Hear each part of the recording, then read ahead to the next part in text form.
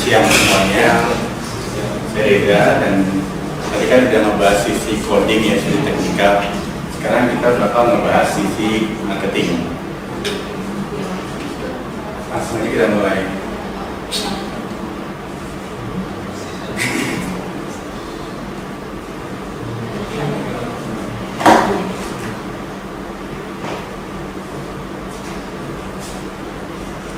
Jadi judul dari presentasi saya ini kan Instagram marketing.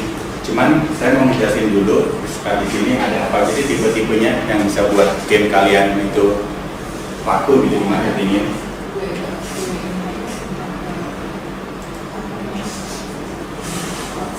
Contoh pertama adalah free marketing. Kelebihannya pasti karena gratis, dan kekurangannya adalah free marketing itu sulit diukur dan dia juga menghabiskan waktu atau membutuhkan konsistensi.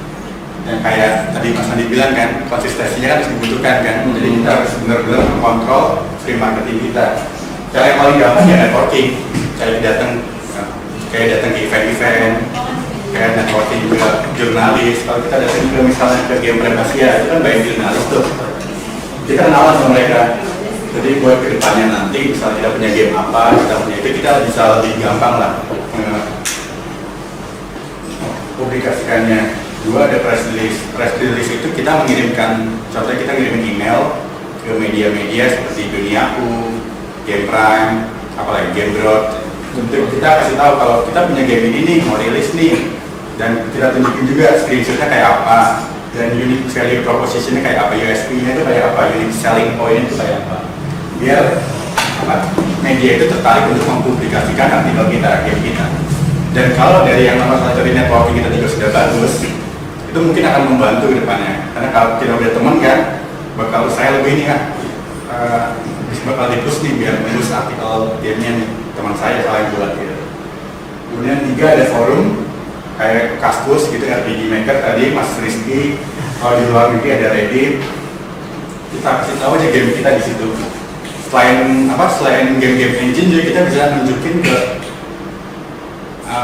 audiens game kita. Jadi misalnya kita bikin game bola gitu, saya kan bikin game bola, saya post di forum supporter sepak bola, walaupun gak ada hubungannya dengan game, cuman kalau kita post di situ ntar ramai juga yang balas, dan bahkan kita akan muncul ide-ide baru di situ. Wah, ini kenapa udah ditambahin apa nih? Jadi kemarin kalau mau cerita, saya kan bikin game bola, di posting saya di supporter itu ada supporter yang komentar kenapa nggak ada fitur nyegok wasit nih, swap wasit. Kan Liga Indonesia banyak tuh, dan ya udah saya buat aja, dan itu yang bikin makin ramai juga kan. Jadi sebagian oleh mereka juga nih game, ada game swap wasitnya nih kayak Liga Indonesia gitu. Kemudian ada sosial media group, Facebook group, hashtag. Ini yang paling gampang juga, menurut kalau kita posting kita ada hashtagnya, yang tahu hashtag kan semuanya kan, ya, yang pagar itu. Nanti kalau kita hashtag akan muncul di pencarian. Kemudian ada cross promotion. Jadi antara dua game developer kita saling berkomunikasi, kita nawarin game developer lain muncul di game kita, dan game kita muncul di game developer lain. Bagaimana bentuknya itu terserah negosiasinya. Oh, ada tips juga, free marketing juga sebenarnya bisa diukur dengan Bitly. Tahu Bitly ya? Bitly kan short ya. Jadi kalau kita posting di dua forum, Bitly-nya kita bedain. Nanti bisa kita hitung tuh yang ngeklik dari forum ini berapa banyak, dan yang ngeklik dari forum B berapa banyak.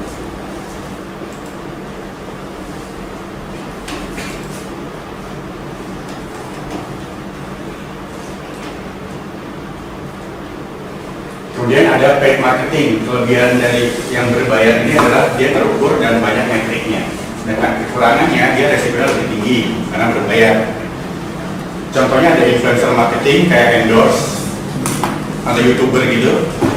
Kemudian ada media buying, kita beli kayak contohnya itu kita beli banner, spot banner di website untuk mempromosikan game kita. Ada juga TV lebih susah lagi, cuman kita bisa mengakali dengan membuat game yang mengangkat tema-tema yang menarik. Kalau zaman dulu sih waktu game belum ada kan temanya kan kreasi anak bangsa, itu lebih mudah untuk TV. Kalau sekarang apa nggak tahu, mungkin ada yang viral Jokowi gitu, bisa dicoba. Kemudian ada AdWords dari Google, dan yang akan difokuskan di sini adalah Facebook dan Instagram Ads. Karena marketing yang baik itu adalah marketing yang bisa diukur. Kenapa? Karena kalau nggak bisa diukur itu akan susah di scale up. Kalau kita bisa ukur nih, misalnya kita ngeluarin 1 juta, itu kita dapat berapa? Itu kan kalau mau di scale up jadi 10 juta kan kita tahu tuh angkanya berapa. Sedangkan kalau free marketing kita kan susah gitu ukurnya. Jadi scale up itu juga susah hal yang free gitu. Sehingga saran saya sih kalau untuk studio baru lakukanlah free marketing, itu harus, dan pertimbangkanlah free marketing kalau ada duitnya. Kenapa Instagram ini yang saya bahas nih? Instagram itu dia targeted dan laser focus. Jadi dia punya segmen-segmen yang bisa benar-benar tertarget. Jadi kita bisa mentargetkan supporter klub ini saja. Jadi kita bisa mentarget umur segini saja atau umur berapa saja. Jadi nggak semuanya. Jadi bisa targeted lah.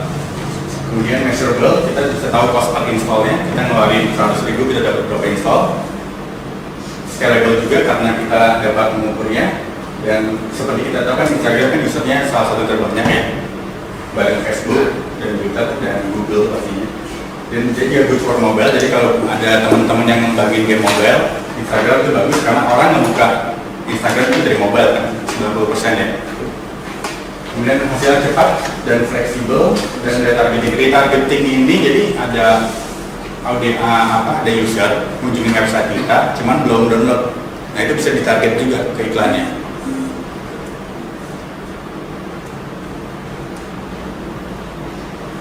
3 tipe traffic di sini ada traffic period control, itu sosial media dan website. Jadi dia unpredictable, dia mau kayak gimana, jadi kita nggak tahu ya. Ada traffic control, kita pakai ads predictable, kita bisa dapat traffic segini dengan biaya segini, itu yang predictable. Dan traffic on, itu user yang udah punya kita. Seperti contohnya itu email list, kalau untuk startup dan kalau untuk game mungkin ada current user. Jadi dia itu termasuk warm dan hot traffic. Dia udah kenal sama kita, jadi kalau kita ngasih tahu sesuatu, dia bakal lebih tertarik daripada jenis-jenis trading lain. Goal kita adalah membuat ini traffic yang you control dengan ini menjadi golden user kita ini, traffic online. 3 pilar marketing. Di sini kita sedikit membahas sisi bisnis ya. Kalau di entrepreneurship itu kita ada yang namanya STP atau segmenting, targeting, dan positioning. Jadi kita mensegmentasikan dulu jenis-jenis user yang bisa kita ambil. Apa kita mau nyasar anak kecil, kalau kita mau nyasar remaja, atau kita mau nyasar dewasa. Kemudian kita targeting mana yang paling pas. Kemudian kita positioning gitu, karena setiap segmen itu marketingnya berbeda. Kita nggak bisa disamakan. Jadi untuk anak kecil kayak gimana, untuk remaja kayak gimana, kita nggak bisa disamakan. Atau kalau kita samakan nanti kita yang rugi sendiri.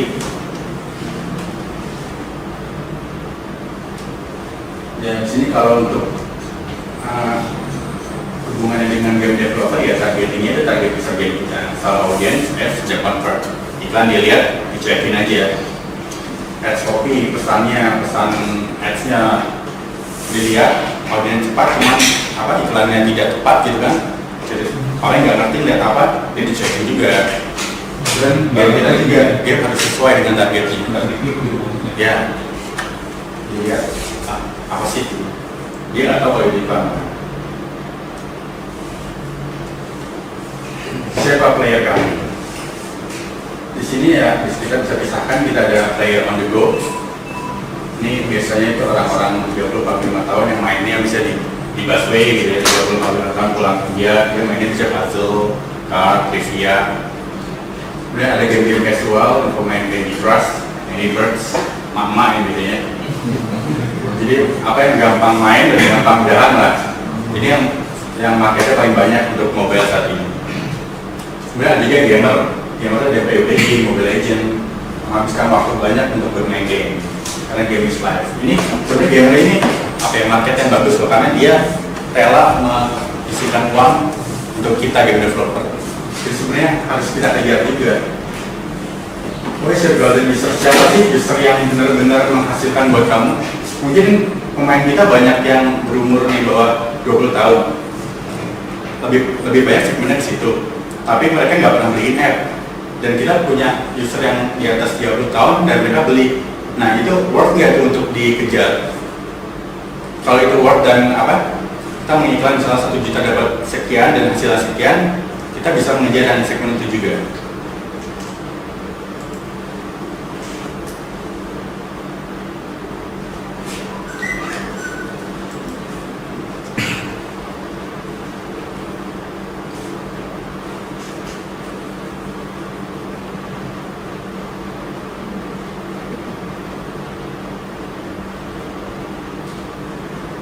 Targeting ini ide-ide yang bisa kita ambil segmennya, apa yang mereka baca, majalah apa yang mereka baca, komik apa yang mereka baca, tutorial apa yang mereka ikuti, terus siapa yang mereka ikuti, apa mereka ikuti YouTuber PewDiePie misalnya, atau Markiplier, atau Arab ya, bahasa Arab pastian kan, yang Indonesia atau Disney Limit ya, atau artis. Kemudian mereka biasanya kumpul di mana sih, di forum apa, di blog apa, komunitas apa gitu. Kita catat itu semuanya, apa yang mereka mainkan juga kita catat untuk persiapan kita melakukan targeting nanti untuk men-setup iklan kita di Instagram nanti.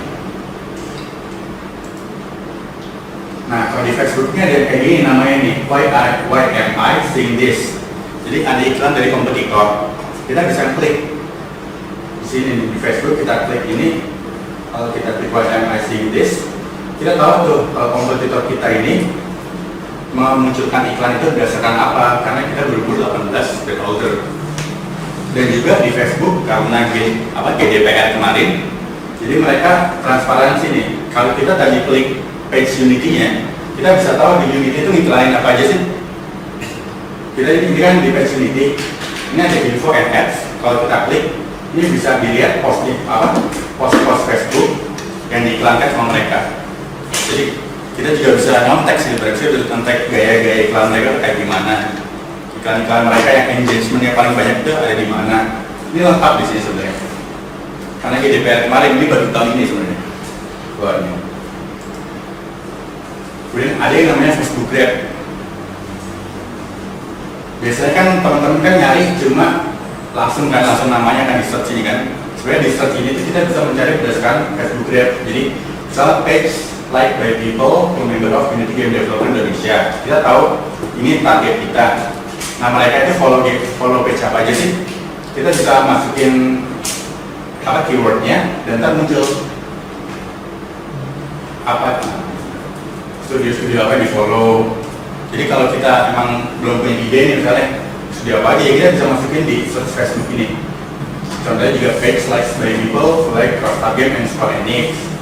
Ada juga favorit interest. Kita juga bisa targeting dari yang umurnya 25 di atas yang suka Unity Game Developer, dia suka apa aja gitu. Ini harus dimanfaatkan karena ini sangat bagus untuk mengecilkan atau membesarkan target kita nanti. Juga misalnya nih page like by women, kita bisa berdasarkan gender juga. Jadi apalagi cewek-cewek yang suka game developer itu mereka ngikutin page apa aja, itu bisa dicari di Facebook dengan memasukkan keyword di sini di search Facebook itu. Itu namanya Facebook Grab. Jadi targeting game, catat itu semuanya harus dicatat biar gak kelupaan. Selain itu Facebook juga memiliki lookalike audience. Jadi kita udah punya user nih, misalnya kita udah pernah buat game dan kita punya email dari pemain game kita. Nah di Facebook itu bisa kita masukin, Facebook akan mengolah data tersebut dan menciptakan lookalike audience. Jadi kita bisa menjangkau audience lebih luas lagi, yang pola behavior itu mirip-mirip sama pemain game kita.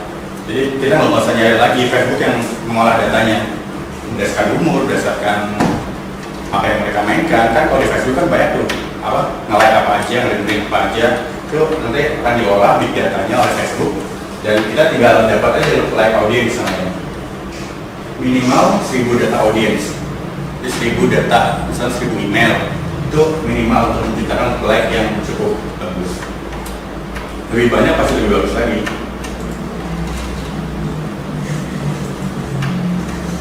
Setelah mentarget, kita juga harus sesuaikan ads kita dengan sosial media behavior yang kita tuju. Jadi seperti saya bilang tadi, anak kecil sama orang dewasa itu perlakuan masih berbeda. juga dengan iklannya. Ini ada metodenya adalah metode SAGE. Sini yang saya bawakan adalah S short, karena panjang itu membosankan. Jadi iklan itu harus bisa mendapatkan perhatian audiens kurang dari 3 sampai 5 detik. Karena apalagi kalau di mobil orang kan swipe cepet banget gitu. Ya, kalau di iklan dia jarang berhenti kan? Ya, berhenti di cewek ya. Kemudian ada A, actionable atau specific value. Dia harus jelas iklannya. Spesifik seperti apa, ada goalnya. Jangan buat orang bingung juga dengan iklan kita. Dan isi mudah dicerna. Image atau video itu harus memberikan impact. Dia harus stand out from the crowd. Facebook ada toolnya di sini di URL ini, terus menentukan tingkat. Kita bikin image nih, biasanya kan ada overlay image-nya nih ya, download di sini atau apa di sini. Dalam image itu, kalau kita kebanyakan teks, nanti Facebook tidak akan menayangkan iklan itu ke sebagian besar dari target kita. Jadi kita harus meminimalkan teks. Ada toolsnya di sini, tools text overlay nanti. Dia juga harus relatable. Jadi user harus ngerti nih kalau ngeliat iklan, wah gue banget nih gitu sama iklannya. Jadi dia tertarik dan juga relevan mengangkat isu-isu yang kekinian. Untuk ads text, audiens harus mengerti. Dia gunakan kalimat pertanyaan. Ini kadang-kadang kita kalau menanya itu kita bisa meningkatkan engagement. Jadi kayak apa ya? Saya ambil studi case dari game bola saya ya. Saya bikin game tentang bola. Terus saya target saya itu pendukung klub Persebaya. Terus kita tanyakan, kamu yakin Persebaya bisa juara gitu? Atau kamu yakin pemain ini akan masuk ke sini? Itu dengan kita menanyakan itu, orang akan mengkomen dan meningkatkan engagement. Dan biasanya kalau orang lihat banyak komen atau banyak share, dia lebih tertarik daripada melihat komen yang sepi aja. Juga relevan dan unik untuk meningkatkan tingkat share dan tag-nya. Image lebih penting di Instagram karena itu yang Instagram itu kan karena image centered banget, tapi jangan lupakan juga copywriting. Kemudian selain image ada juga namanya bite size video. Ini favorit saya, ini video yang berdurasi 7 sampai 15 detik, gak usah lama-lama. Dia lebih menarik dari image karena dia bentuknya video dan tetap dalam metode shortnya itu yang menunjukkan inti gameplaynya. Kemudian kalau kita sudah membuat iklan, kita juga harus men-testingnya dan juga men-scale up-nya. Gimana cara testingnya? Ada yang namanya split test atau A/B test. Ini adalah proses mencoba berbagai variasi ad, image, atau teks. Hentikan iklan yang tidak convert dan scale up iklan yang convert. Jadi kita bikin 2 iklan untuk target yang sama atau kita target yang berbeda, kita bandingkan mana yang lebih menguntungkan. Dan scale up yang menguntungkan, hentikan yang tidak menguntungkan. Ini elemen-elemen yang bisa di-split itu ada image-nya, ada teksnya, ada targetnya, ada banyak. Kalau kita punya banyak biayanya sih bisa. How to measure paling gampang itu kita install aplikasinya di aplikasi Facebook Ads di handphone kita. Karena ada relevance score-nya. Kita bisa lihat iklan kita itu relevan berarti. Relevan itu berarti dia feedback positifnya tinggi. Dia banyak share-nya, dia banyak likes-nya, dia banyak reply-nya. Kalau 10 itu pasti worth it untuk di scale up. Hentikan iklan dengan relevance score yang di bawah 7 secepatnya, karena itu tidak convert atau rugi. Cara lebih akurat lagi, kita mengintegrasikan Facebook Ad Event atau Facebook SDK dengan game kita. Jadi kita benar-benar tahu nih yang klik itu ada berapa orang. Jadi kita mau spend $100, kita dapat